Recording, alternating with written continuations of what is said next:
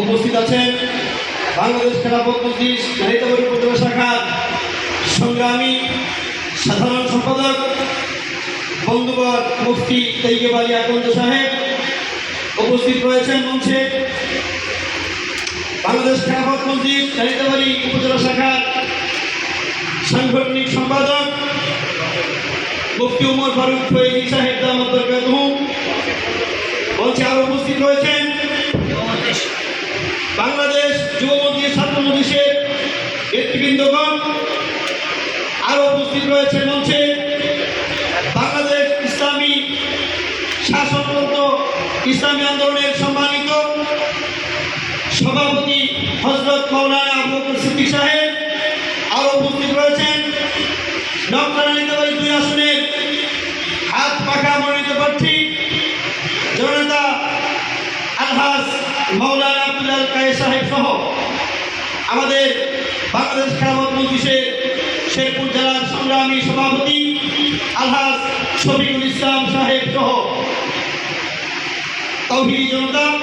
আমি প্রথমে মহান রব্বুল ইজ্জতের দরবারে লাখো শুকরিয়া জ্ঞাপন করছি যে আল্লাহ তাআলা বিগত 17 বছরের ফ্যাসিস্ট সরকারের পতনের মাধ্যমে ইসলামকে সমুন্নত করার লক্ষ্যে বাংলাদেশের এক প্ল্যাটফর্মে ইসলামপন্থীদের স্বাধীনতার মাধ্যমে স্বাধীনভাবে কথা বলার এক সুযোগ দান করেছেন।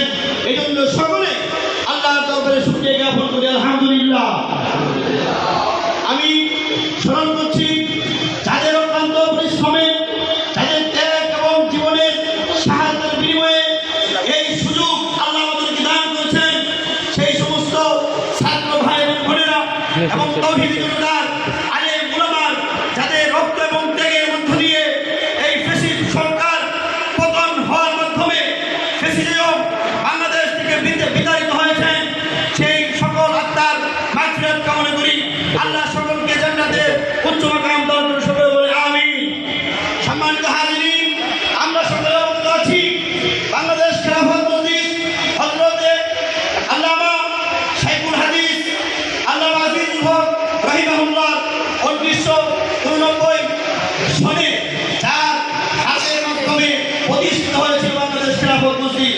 কিন্তু দুঃখজনক হলো সত্য যে এই বাংলাদেশ খেলাফত মজলিসের সম্প্রসারণ এবং কার্যক্রমগুলো একদম তৃণমূল পর্যায়ে আসার সবচেয়ে বাধাগ্রস্ত করেছিলেন এই ফ্যাসিস্ট আওয়ামী লীগ দুঃশাসন এই সরকার। কথা বলে ঠিক কিনা? আপনারা সকলে জানেন যত আলেম উলামা রয়েছে সকল আলেমদের মধ্যে আল্লামা মামুনুল হক সাহেব সবচেয়ে বেশি কারাবরণ করেছেন।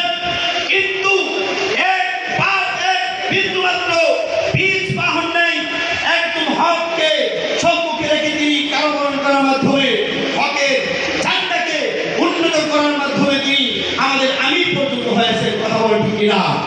সংগ্রামী সহযোদ্ধারা, আমরা জানি আমাদের বাংলাদেশ খেলাফত মজলিস তৃণমূলের কাজ অত্যন্ত ধীর গতি হওয়ার কারণে আমাদের কর্মী অত্যন্ত কম আমরা সকলে জানি। কিন্তু যারাই আমাদের প্রথম কর্মী হচ্ছেন প্রথমে আমাদেরকে মনে রাখতে হবে যে প্রতিদিন আমরা যখন ঘর থেকে বের হই আমার প্রথম টার্গেট থাকবে একজন মুসলমানকে একজন ব্যক্তিকে খেলাফতের স্বপ্ন খেলাফতের বক্তব্য খেলাফত কাকে বলে ইনসাফ ভিত্তিক রাষ্ট্রের রূপ দায়ক হতো খেলাফত। এই খেলাফতের মাধ্যমে আমরা আমাদের দেশের মধ্যে শান্তি চাই। প্রত্যেকটা ওয়ার্ড থেকে নিয়ে প্রত্যেকটা ইউনিয়ন ওয়ার্ড প্রত্যেকটা আমাদের আওতাধীন যত রকমের কমিটি গঠন আমাদের বাকি আছে সবগুলোকে পূর্ণাঙ্গ করে আমরা আমাদের ইসলামিক রাষ্ট্র কায়েমের লক্ষ্যে আমরা চাই ইসলামিক সকল দল মত নির্বিশেষে আমরা সকলে এক প্ল্যাটফর্মে এসে বাংলাদেশে ইসলাম কায়েম করতে চাই ইনশাআল্লাহ। আল্লাহ তাআলা আমাদের সকলকে আমার ভাই বলে দিয়েছেন যে আমাদের মধ্যে কান করে দেওয়ার জন্য প্রস্তুত, যাতে এই সুযোগ আমরা কখনো না দিই ইনশাআল্লাহ। বলি ইনশাআল্লাহ।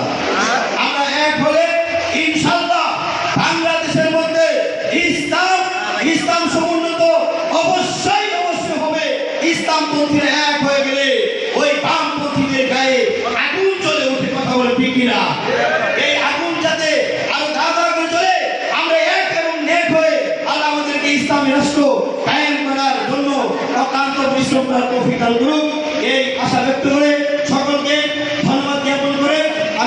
সংক্ষিপ্ত বক্তব্য শেষ করছি।